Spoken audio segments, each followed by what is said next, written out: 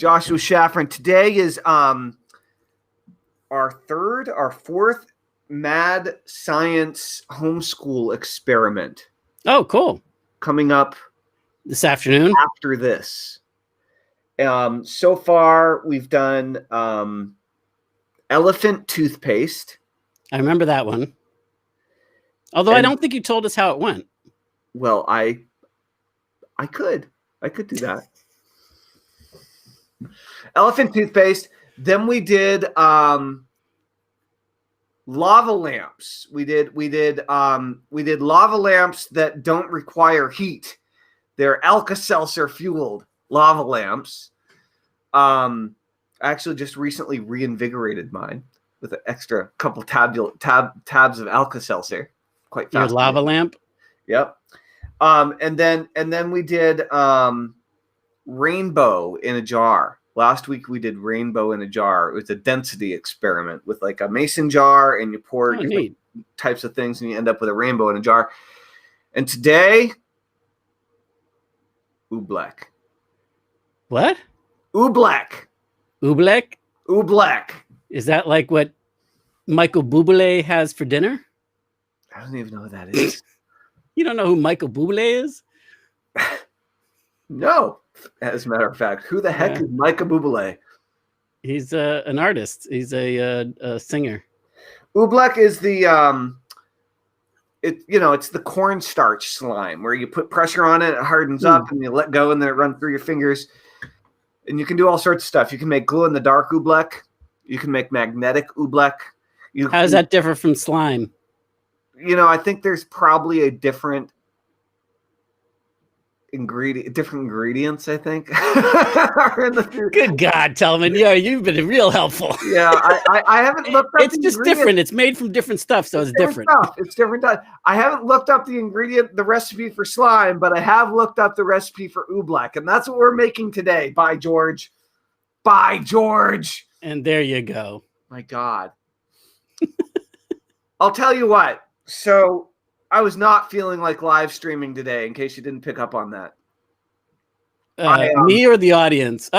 Here we go. Who's ever here? I had a Michael Bublé is exactly who I was thinking of. So somebody's on the same wavelength as me. And then we got Tomo. Tomo, I was talking with not with you. I was talking about you behind your back. To Harris Fellman recently. We weren't actually he put in a nice link for you. That's to a Michael Bublé. A Canadian singer. Nice. No, we hit a nerve with Michael Bublé. Apparently you did. I still don't know who Bublé is, but what is he's got an old soul. He's got like a like the classics, or the what they called the old standards feel to him. Cool. Well, Bublé, apparently you're doing something right. That's what they tell me. That's good. But what happened was I had a meeting earlier today that was not the best. It was emotionally taxing and made me feel like crap about myself. And I did not want to live stream. And one of the biggest challenges that we all face, but especially you as an entrepreneur who, if you're out there and you're trying to get the word out, you're trying to get more momentum in your business, you're trying to get more exposure, you're trying to get more visibility, you're trying to get more subscribers, more viewers, more of an audience. One of the biggest challenges that we all face is our emotional state, right? I'm with you, Tana. What is the problem? I haven't seen Bublé's Christmas specials. I don't even know who Bublé is. Jeez Louise. What's with all the animosity? Harshity. Unbelievable. I think you're just overly sensitive today. I'll give you some oversensitivity. All right. Go. but here's the thing. Is that that things can happen in our day. We can have conversations with people. We can get thrown off our game, as they say, and not really want to do the stuff. And it doesn't matter what the stuff is. But for a lot of people, when we talk about building an email list, one of the biggest objections that I've heard over the years is I don't know what I'd write about every day. And it just so happens when we talk to people about starting live streaming live every day, what do they say? Same thing. I don't know what I'd talk about every day. It is a very similar thing. And then, I mean, there's also like when you really don't feel like doing it and you're in the doldrums. I mean, that never happens, right? I mean, you're always ready to rock, and you never get down, do you, Tillman? Never. No. But here's the thing. Is they're two different situations, but I think they're actually symptoms of the same problem. Is that in one situation, people they think they wouldn't have something to talk about every day, and so they don't come up with the list, or they're stunted in terms of having the creative capabilities of really being able to think about what that might look like. Right. And for other people that are in more of the situation of like, oh, I really don't want to do this today. Right now, I'm just not up for it. Right. So there's the bigger picture of what that might look like in the future and not knowing what that might look like. And that stops you from doing it. And then there's the feeling like crap today, and that stops you from doing it. Right. Right. What's the answer? What's my answer, or what's the answer, or what's everybody's tuning in? There's only one definitive answer, and it's probably yours, and everything else is wrong. That's usually the way this goes, right? Not by a long shot. What's your answer? What are your thoughts? What are your thoughts on this issue? I mean, obviously you face it as well. Well, I call it momentuming, or the law of momentuming, right?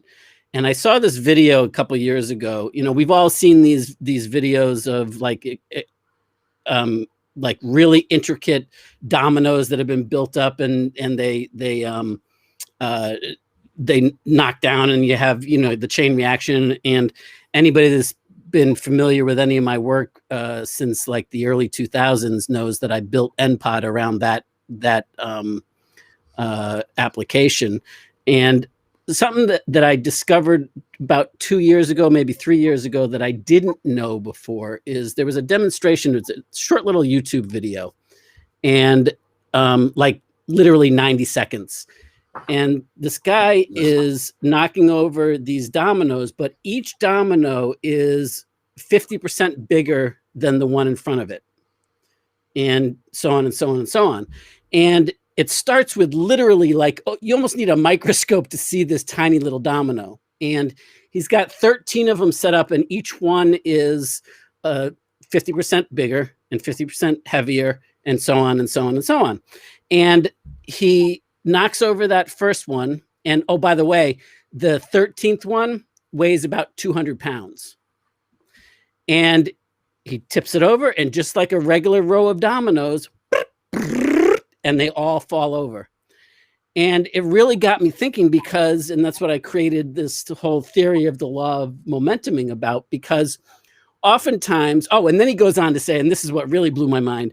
He goes on to say that if he could continue the chain, and he set up 29 in a row with the same inflection, that the 29th one would be as big and as heavy as the Empire State Building. So imagine that. This little tiny domino, boop, can knock over the Empire State Building, but it can't do it from just the first one to the second one, or the first one to the 29th one. You've got to have all the steps in between. And what he was talking about was that you can't go more than about 50% bigger. So you can go anywhere between 101% to 150% bigger, and the momentum will continue, and it will continue to grow on itself. Well, the other thing is true too. Like, if you don't move ahead, then the inertia will grow on itself too, and it'll become bigger and bigger and bigger to overcome. So I think like the biggest problem is that we're trying to knock over dominoes that are just too big from where we are right now. We're trying to take a big leap that we're just not there yet. And so if we take a step back and just break it down and do something that's easy, but make sure that you keep the next step going, like what we're doing right now. I mean, like I wasn't particularly inspired either. I wasn't in the same frame of mind that you were, but here I am, and it got me going, and I had no intention of talking about this particular subject, but I think it's really valuable and really, I mean, there's a lot that we can take away from that. There's no doubt. There's no doubt. And I'm not quite sure who it is, but somebody jumped in and said, do it anyway. Right. And I mean, honestly, that's a pretty smooth way of summing it up, right? Is what do you do when you don't feel like doing it? Imani Martin. Awesome. Hey, Imani. Nice to see you. Says loves the dominoes analogy. That's right. That's Carl. Awesome. Thanks, Carl. Good to see you, my friend. Yeah, so I came up with this whole thing and I call it the ESD, knocking over your Empire State Domino. And it's possible, but you just have to you have to realize like where you are. Are you on domino number 15? That's right. And you're trying to go to 29? Or are you on, maybe you're on domino like 26 and you're still trying to topple over 29. But guess what? That's still too far. It's too far a stretch. You know, it's just put one block in front of another. Absolutely. Absolutely. That's right. Ugh. Yep. And here's the thing, like when you don't feel like doing it anyway, like when you don't like when you're uninspired, it's probably because you're trying to go all the way to inspired from a state of uninspired and being just like down in the doldrums. That's right. And so, but if you just, instead of going like maybe even just wallow in the doldrums for a minute and say, hey, who else is feeling down or whatever, and then from there you can elevate up and take those little baby steps. Oh, we got all sorts of comments coming in. That's right. I think this is probably Gene because it's the classic. Hey guys, I think that's you, Gene, maybe inside the Facebook group. And if it's not, no, that's Imani. Oh, never mind. Martine. Didn't mean to think you were Gene. Thanks, Imani. Yeah, she was responding to her. He was. I don't want to put my foot in my mouth. Imani, gender, I'm assuming is female, but maybe I'm completely off. Sorry if I've offended anybody. And so. Yeah, Imani is in the art of email marketing, as is Carl, as is Tana. Nice. Awesome. And Tomo says, nods. I like how it emphasizes the importance of continuity of effort over a hyper focus on whatever milestones have or have not been achieved. Absolutely. I mean, that's like classic process goals versus outcome goals. It's good to have both. Right. For sure. And we all get motivated by different types of things and at different points. Yeah. And sometimes you need that, just the process goal, just going through the things so you can celebrate doing the activity and say, I did something. And then that leads to the next thing. Right. And so here's the thing. I just took an hour-long nap. Well, it was about 45 minutes. I took a 45-minute long nap before this live stream to help get myself out of the funk I was in. And honestly, it helped, but it didn't solve the problem. And before we went live, I was like, Joshua, I'm gonna like live stream here. And I was uninspired. I didn't have anything to talk about because my head was filled with other non-business related stuff, right? And so we wrote the title here for today's video, and we were talking about, well, what do you do when you don't know what to say, when you don't know what to do? And one of the things that you can do, this is actually a case in point, is you can talk about what's on your mind. You can talk about the process that you're going through and see if anybody else relates to it. And maybe they do, and maybe they don't, but it gives you something to talk about. It gives you a starting point. And that staring at the blank piece of paper, that's where writer's block comes from, is not having that starting point. And so what you can do is you can simply talk about where you're stuck, right? So how do you want to feel? Listen to a song that pumps you up to get into the state and then do it. Absolutely. Absolutely true is the name of the game. Exercise is often good. Sometimes if I have a really hot pepper nearby, I'll just eat it. It's a great way to break state, right? There are a lot. It's interesting about going to sleep. If you've ever noticed this, I mean, definitely if you really get to a deep sleep, you can often come back and be recharged. But oftentimes, you come back at the same point of your, like if you have a really like weird dream, it's usually a function of the fact that you're where your energy was and where you went to recharge is so far different. And when you come back into your body, into the physical state, it's a longer journey to get back from that, like relaxed state of and you pick right back up where the energy was that you were before. Also, one of the joys of being alive. Marilyn says, "What? Don't you have ideas in your swipe file?" I mean, honestly, Marilyn, I'll tell you the truth. Is that I guess I probably have a swipe file. I'm pretty bad at taking notes, but when I do take them, I'm even worse at reviewing them. Honesty. Well, there's having a file of ideas and concepts, and then there's also when you're just in that mood where I don't give a shit. I don't want to do it. I'm just in that funk, and so like there is a bridge out of that, but sometimes these swipe files or the idea files are a bridge too far. Like it's already assuming that you're inspired and want to take that action. That's right. But look at this. I mean, like we haven't had this kind of interaction across all of the Facebook pages that we're broadcasting to in a long time like this. So this is obviously hitting a nerve, and we had no idea, I mean, like we're just rolling with it. What types of things get you stuck in a funk? I'm curious. I'll tell you the truth. My funk was catalyzed today by a divorce mediation session. It was brutal. And I'm not going to go into any detail, but that's what threw me off, is dealing with like emotionally some of the hardest possible stuff that's out there. But for you, like what for you meaning me, or for you meaning everybody else? For everyone else on this planet that's not me. So definitely you and definitely you who aren't Joshua Shafran as well.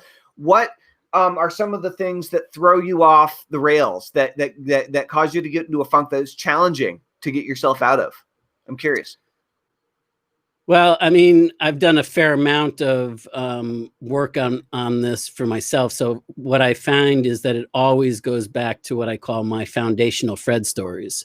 So there's offshoots of it, but if I am triggered, it's because of me. It's because of some sort of unconscious conditioning that has gone on. And if I can own it and allow it to be there and observe it, then I can trace it back to my foundational Fred, the flat-headed flea story. And then what? By observing that's where it came from and letting it be there and stop fighting with it, it actually goes on its way. I'm not judging it. I'm not asking it to be any different. I'm not trying to force it down. I'm not trying to push it away. I'm not trying to ignore it. I'm actually just looking at it, but I'm looking at it from the objective observer's eyes standpoint. Like I got no dog in the no pony in the race. I don't care which way the game goes. So there's no judgment. And when there's no, for me, when I can get there, now oftentimes I'm triggered and I don't get there until later, but when I can, then that's what keeps it around. That's what keeps the funk around. Right. Keeps the funk around. It's 2:22 and the funk is around. No, we got funk comes when I allow myself to slide into apathy for one reason or another. That's a great one. Marilyn says, bad news puts me in a funk. Funk. Ooh, Tomo, minor essay, small essay. He says, for me, it is when I feel frustrated with someone's story about me that I don't feel it is true. Way to like actually say something, Tomo. This is good.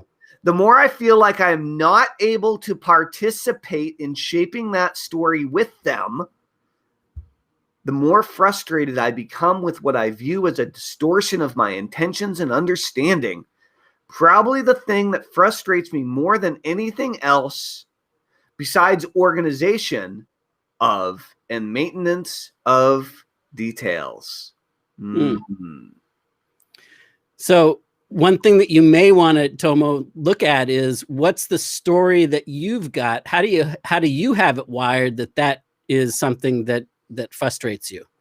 That's right. And why is that? Like, I mean, or you don't have to really get into why, but just notice that the reason that you're feeling that is very likely because of the story that you've been telling yourself about that, what that means, the judgment that you feel, or what you feel the label or the sign that it kind of puts around your neck or your shoulders is for some reason like you're rebelling against that because you have a story going on about what that means and what that says about you personally as a person.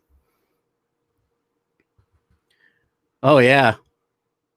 Let's see. Funk's there's some good stuff here, man. There's some really the funk is coming right out of our ears. Let's see.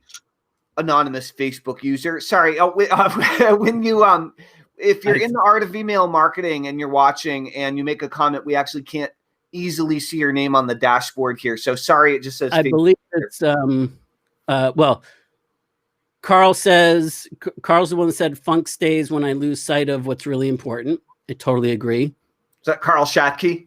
Yes.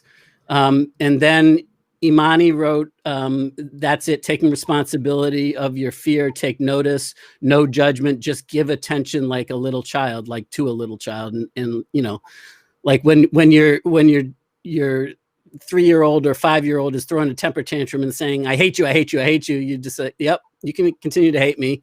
And, right. But that's not going to change my decision or whatever. And that's you right. Still love them. Yeah. The Amani also says being vulnerable in self-expression. Oh, and Carl said, funk comes when I allow myself to slide into apathy. He's the one that said the slide into the apathy for one reason or another. That's Is right. there anything that particularly triggers that for you, Carl? Eric Oliver. Hey, Eric. Good to see you again, my friend. Lack of sleep and overworking. That's what I'm talking about. That'll do it. And then Tomo chimes in. It's definitely a fear of being rejected for a misunderstanding that could have otherwise been avoided. That's the story of my fear, I suppose. We'll contemplate that. That's cool. Fun. I think you'll be in for some cool awakenings if you do. That's right. Purely my opinion, though. We'll awaken the bejesus right out of you. That's right.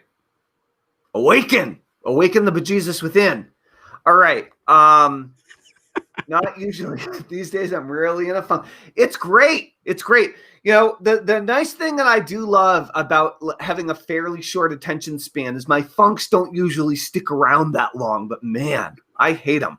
When I like, and as a hypnotist, like I'm pretty good at anti-funking myself, but even the most funky can be funked sometimes, if you know what I'm saying. I do. If you can believe it, if you can pick it up what I'm laying down. I'm picking up what you're laying down. Yeah, you know, and it's funny, like these days, not usually in a funk these days that I get it because like we all tend to, it's like the thermostat, you know, we talked about this before in prior, you know, like you get set, and when you get used to the set point on your thermostat being at a certain thing, then you stay pretty much in that range. You might get a little high or a little low, depending.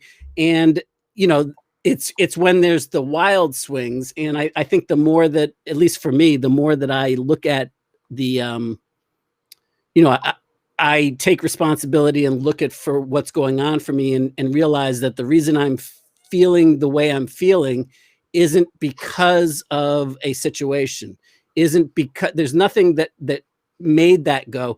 I triggered myself and I made the decision to react in a certain way. So it's not like, it's never the situation that does it to you. At least in my experience, it's my reaction to the situation. Right. And usually that reaction is a true reaction rather than a reasoned conscious response. And the reaction just is automatic based on our conditioning, based on, you know, our you know, who we believe that we are, our beliefs, all of that stuff. You know, here's where I was going to go today. We talked about who knew, right? Who knew, and like sometimes it's just fun, like opening it to any page and go, an ostrich's eye is bigger than its brain. Let's talk about it. Like, how can we tie that into something? And I'm coming up with ideas right now. Ostrich's eye is bigger than its brain. Well, maybe vision's more important than overthinking things. Mm-hmm. Well, just the other day, my daughter Lightning was talking about getting a chicken, and she was talking about wanting the chicken to live in the house, and we were talking about getting house chickens. And I was like, "Why do you only want one chicken?" She was like, "More than one chicken would be a lot of chickens to take care of." I was like, "That's true. But I think you should just get an ostrich, because if an ostrich were to lay an egg, we could all have a meal. But a chicken egg, very small. I think ostriches are the answer." Hey, I just thought about something with an ostrich. Like, here's another tie-in. An ostrich's eyes is bigger than its brain. Well, maybe that's why it buries its head in the sand when it gets scared. Mm. Did you know that's a myth? I did not, but that's what I heard. I've never actually had a close friend as an ostrich, but I've heard that was a myth. Nor have I even owned an ostrich. So, who knew? That's funny. As soon as you pulled out who knew, I pulled out Yannick's Cosmic Journal. Nice. And I think that maybe Max, what's up, man? Maxalicious. How's it going, dude? Making beef jerky? All right. I'm going to read this page to you guys. I opened up Yannick's Magical Cosmic Journal to page 95 here. Ask wonderfully and receive graciously, it says. This is handwritten by Yannick Silver himself. For so many of us, we find it easier to give than to receive. There's an infinite circuit of both that are required for you. It is like breathing. You cannot simply exhale only, or even inhale forever. That would be silly. But why do we believe this is the natural rhythm that doesn't apply in this other way too? And then there's the infinity sign. And then he says, we are all wired to get deep satisfaction and happiness from giving to someone else. As you receive, you allow that person to also experience the same. Why not ask wonderfully, full of cheerful expectation? Others want to provide for you. The universe is ready to oblige in alignment with your greater purpose. Infinity sign. Receive with grace, the grace of knowing you deserve joyful abundance with full appreciation and an overflowing heart of gratitude like magic. It's a full circle. Nice. That's right. Thank you, Yannick Silver. It's a good way. Honestly, I feel better now. Thanks, and it's amazing like that you moved up several rungs on the domino scale, right? Like 150%, 150%, and there, like it can continue from there if you so chose. That's right. That's right. On that note, I'm just going to help Yannick out and say, guys, www.cosmicjournal.com. Yeah, buddy. This is great. The Cosmic Journal is really, really, really cool. Yannick's been a long-time entrepreneurial friend and buddy. We've never actually done worked on a project together, but I think we're in the process of doing so. And I mean, he's a really great guy, really smart entrepreneur, really good dude, and very, very kind. And he really cares about people. Yeah, very compassionate, and that's genuine. It's not. It's not a put on. Yeah. So one other way you can get yourself out of a funk is by talking to somebody awesome, or at least more awesomer than how you're feeling at the moment. Yeah, but be careful. Because if they're too far awesomer, then that'll piss you off. Because the worst thing that you can say to somebody is just shake it off when they're not in a mood where they're ready and willing to hear that. I mean, that's right. As you've experienced firsthand with me, when I'm not ready to get over whatever I'm pissed about, and you say something that is so far above where I'm willing to be in that moment, it's like, boom. Right. That's right. That's true. That's true. Well, on that note, time to call it. I think it's time for a mad science experiment. Yep, and it's time for me to get back to my video recording and editing and putting that together because I am excited to get that done. I'm excited for it to be done too. I can't wait to see it. Yeah, it's pretty cool. All right, well, I'll show you my oobleck. You show me your on-demand presentation. I'll show me yours, you show me mine. Nope, that's not where we're going. That's not what I meant to say. And there you go. All right, everybody. Later. All right. Have a great afternoon, everybody. Thank you, Joshua. Thanks, you, everybody, for chiming in and telling me all the awesome stuff. Yannick has the Kilroy drawing. That's what he said. Yep. Exactly, Tomo. All right, guys. Thank you. Toodles. Bye. Bye.